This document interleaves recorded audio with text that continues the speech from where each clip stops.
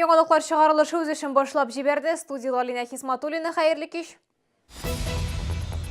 Сайлаулар яңаша узачак. Иртәгә территориаль сайлау комиссияләре гражданнар белән эшли башлаячак. Барлык сорауларга да җавап бирдем. Шәһәр хуҗалыгы идарәсе җитәкчесе Рафаэль Кыямов халык белән онлайн режимда аралашты. Шаллы Татар дәүләт драма театрында Туфан Миңнуллин әсәре буенча өр-яңа спектакль әзерләнә. Ул кайчан була һәм нәрсә турында? Бу хакта Рим Мәхмәтова белеште. Иртәгә 31 январдан башка участокка сайлау өчен гаризалар кабул ителә башлый. Бу 2018 ел президент сайлауларында яңалык. Элек яшәү урыныннан читтә тавыш бирү өчен алдан махсус таныклык алырга кирәк иде. Хәзер мисал өчен Казанда яшәгән студентларга моның өчен Чаллыга кайтып йөрергә кирәкми. Бары тик дәүләт хезмәте сайтына кирип гариза язарга була. Гаризаны сайлау участокларында да алалар. Хәзер сез экраннарда Чаллы территориаль сайлау комиссияләренең адресларын һәм эш графикларын күрә аласыз. Данное заявление будет принято в обработку, и вы уже сами определите тот избирательный участок, на котором хотите проголосовать. Для подачи заявки избирателю понадобится только паспорт. Россия президентын сайлаулар 18 мартта булачак. Барлык сайлау участокларында камералар торачак.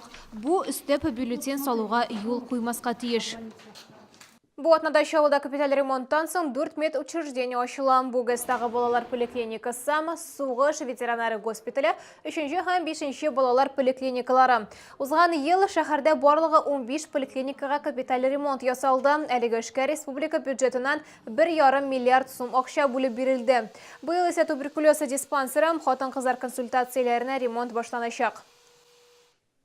1 февральдан ЕДВ, ягъни федераль ташламалардан файдаланучылар өчен айлык социаль түләү арта.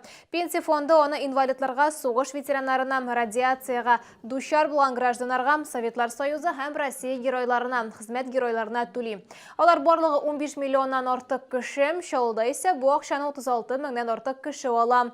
Социаль хезмәтләр җыелмасына медикаментлар алу, санаторийда дәвалану һәм дәвалану урынына барып кайту керә. Стоимость набора социальных услуг будет 1075 рублей набор социальных услуг. И уже там по видам 800 с лишним будет это лекарства, 100 с лишним это проезд до места пребывания на лечение или в санаторий, и 100 с лишним рублей это будет само санаторно-курортное лечение. Исегезгә төшерәбез, кешенең сайлау хукукы бар. Социаль хезмәтләр җыелмасы урынына акча алырга да мөмкин. Моның өчен пенсия фондына гариза язарга кирәк. Чит ил паспортын алу җиңелләшә. 1 февральдан аны бирү күп функцияле үзәкләргә йөкләтелә. Бу хакта Россия хөкүмәте карары чыкты. Тик бу дәүләт хезмәтен барлык үзәкләр дә башкармаячак. 100 меңнән артык кеше яшәгән шәһәрләрдә һич югында шундый бер үзәк булырга тиеш. Әлегә кадәр күп функцияле үзәктә чит ил паспорты өчен тиешле документларны алалар гына иде. Паспортны Эчке эшләр идарәсе хезмәткәрләре бирә иде. Бүген шәһәр хуҗалыгы һәм халыкның яшәешен тәэмин итү идарәсе башлыгы Рафаэль Кыямов белән туры элемтә булды. Ул Челнинский известия газетасы укучылары һәм Чаллы ТВ тамашачыларының сорауларына җавап бирде. 1 сагать эчендә күп кенә кеше шалтыратты. Халыкны нәрсәләр борчый, шәһәр хуҗалыгы өлкәсендә нинди үзгәрешләр көтелә? Хәбәрчеләребез сөйли.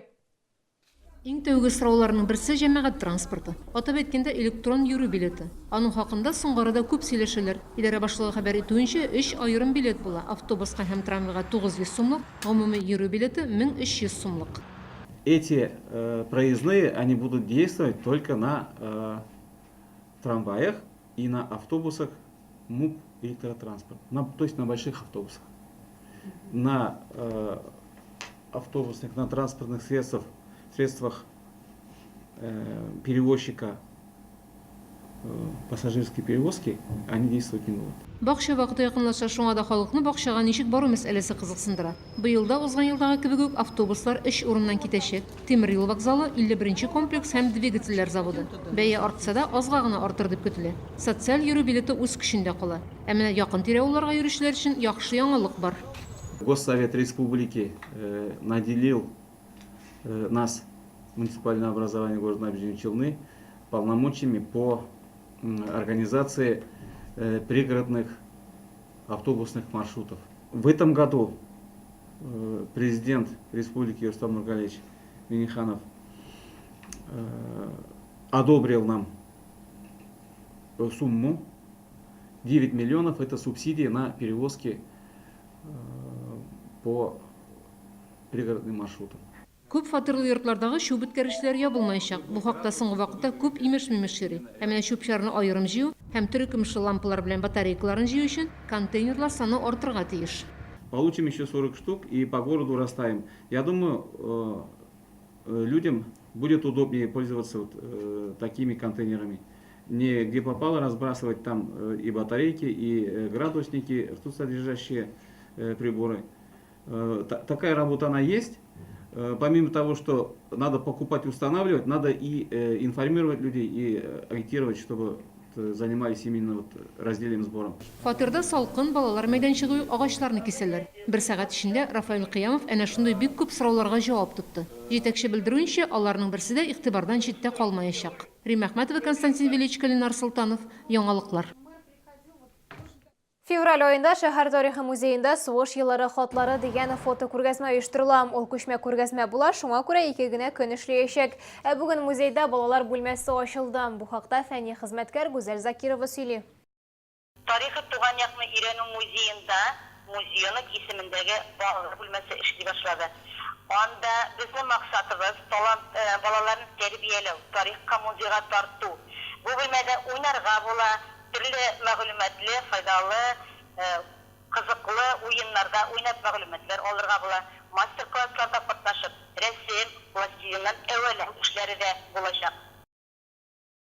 1 мартта Татар театрында премьера булам. Туфан Миңнуллинның «Хушыгыз» драмасы. Хәзер репетициялар бара. Спектакльне сәхнәгә режиссер Рафаэль Ибрахимов куя. Төп рольләрдә Татарстанның халык артисты Фуат Зарипов һәм Татарстанның атказанган артисты Гөлфия Фәйзрахманова.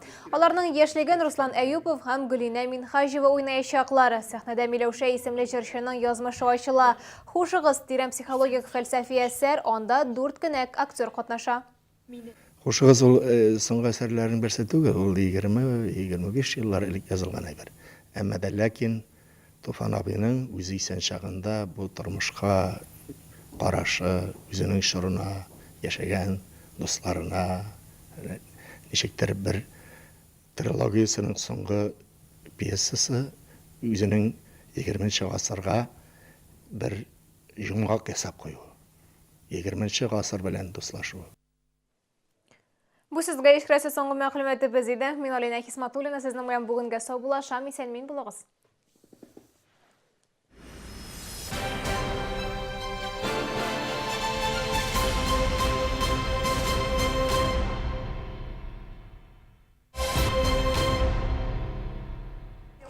У них все так быстро загружается. Давай, улыбайся. Девчонки, миленькие мои, мы уже торт заждались, давайте быстрее. Ты видел этот ролик? Уже 1 миллион просмотров. Wi-Fi мы вас угостили, а теперь и тортом накормим. Окей, интернет от Таттелеком. Мощная скорость, выгодная цена. Вы считаете ее место на кухне? Но не в ванной же. Именно в ванной. Продолжим после рекламы. Вот это поворот! В корпорации Центры Селдом вернем 50% от любой покупки. Смартфон за 2444 и половину вернем. Нет, госпожа Машинка, вы считаете их место в зоопарке?